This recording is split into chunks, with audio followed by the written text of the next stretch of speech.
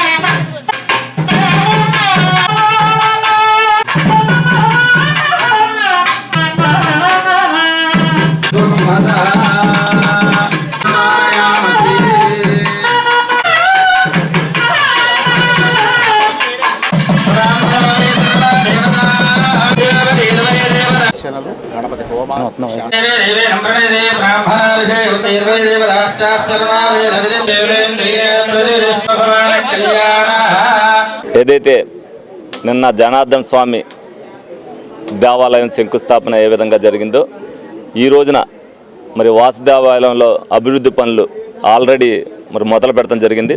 దానిలో భాగంగానే దానికి సమీపాన మరి అయ్యప్ప స్వామిని ఒకటి ప్రతిష్ఠింపజేయాలని చెప్పి ఈ రోజున శంకుస్థాపన కార్యక్రమం నిర్వహించడం జరిగింది.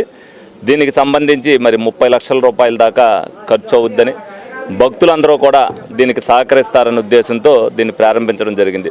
అదేవిధంగా వాసుదేవాలయానికి సంబంధించి ₹50 లక్షల దాకా అభివృద్ధి పనులకు ఖర్చు అవుతాయి. దానికి కూడా మరి ఎవరైతే భక్తులు ఉన్నారో వాళ్ళందరూ కూడా సహకరిస్తారనే ఉద్దేశంతో ఆ పనులు కూడా ప్రారంభించడం జరిగింది.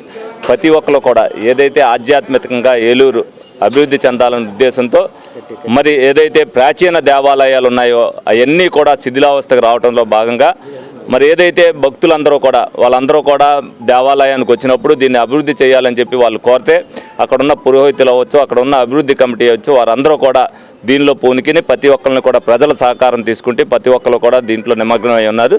తప్పనిసరిగా ఏలూరు ప్రజానీకం అంతా కూడా దీంట్లో భాగస్వాములు అవ్వాలి. ఏదైతే ప్రోత్సాహం భక్తులందరూ చేస్తున్నారో దానికి ఏదైనా తగ్గితే మా ప్రోత్సాహంతో పాటు ఏలూరు పురప్రముఖులు దీనికి అందరూ కూడా సహకరించాలని మనస్ఫూర్తిగా కోరుకోవడం జరుగుతుంది. ఏదైతే వాసుదేవాలయానికి సంబంధించి ధ్వజస్తంభాన్ని భక్తులు ఇవ్వడం జరుగుతుంది, వాళ్ళ పేరు కూడా చెప్పొద్దన్నారు. వాళ్ళు దేవుడి పేరు మీదే వాళ్ళు ఇస్తా అన్నారు కాబట్టి ఆ పేరు చెప్పాలి. సుమారు దానికి ₹7 లక్షల దాకా ఖర్చు అవుద్ది. అదేవిధంగా అయ్యప్ప స్వామికి సంబంధించి తడికిమిల్ల ప్రసాద్ గారు ఆ విగ్రహాన్ని ఇస్తానని చెప్తున్నారు. డెఫినెట్గా వారిని కూడా అభినందిస్తూ, అలాగే మార్కెట్ యార్డ్ చైర్మన్ గారు ఎవరైతే ఉన్నారో మామిళ్లపల్లి పార్థసారథి గారు 50,000 ఇవ్వటం జరిగింది ఈ రోజునే. అదేవిధంగా నా సహకారం కూడా ఉండాలన్న ఉద్దేశంతో ఎమ్మెల్యేగా నేను కూడా ఈ దీంట్లో రెండిట్లో దేనికి ఉపయోగించుకున్నా ₹1,00,000 వివరాలని ప్రకటించడం జరిగింది. సరస్వతి హాస్పిటల్స్ రేపొద్దున సరస్వతి గ్రూప్ అవ్వాలని మేమందరం కూడా కోరుకుంటున్నాము. దానికి సంబంధించి రాజేశ్వరరావు ఒక 50,000 రూపాయలు ఆయన కూడా ఇక్కడ డొనేషన్గా ప్రకటించడం జరిగింది. ఈ సందర్భంగా ఆయన కూడా అభినందిస్తాం. అయ్యప్ప స్వామి దేవాలయానికి సంబంధించి జవ్వాజీ రామ్ గోపాల్ గారు 1,50,000 రూపాయలు ప్రకటించారు. ఆయన కూడా ఈ సందర్భంగా అభినందిస్తాం.